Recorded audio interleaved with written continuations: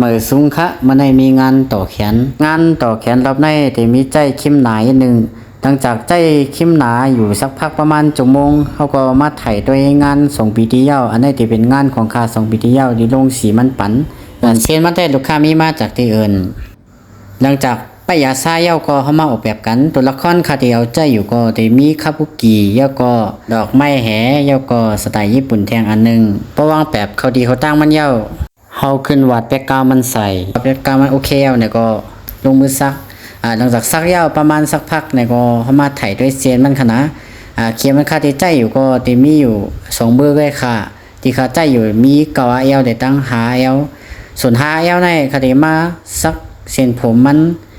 เก่าเอลก็ซักจอมอยู่ค่ะเส้นผมมันใหญ่เรียกล้อแลกันค่ะนะอยู่ที่เฮาหมอไว้มือเข็มที่ค่าใจอยู่ก็อันนี้ค่อนข้างใจลีนะคะสังเกตว่ามีช่างมือใหม่อันนั้นก็เพื่อนๆเขาใครเอากับใจตื้อเนี่ยก็คดีปันดีความเม่นไว้ค่ะนะก็หาซื้อแล้วก็ลองใจกันด้วยค่ะเหมือนสุงค่ะ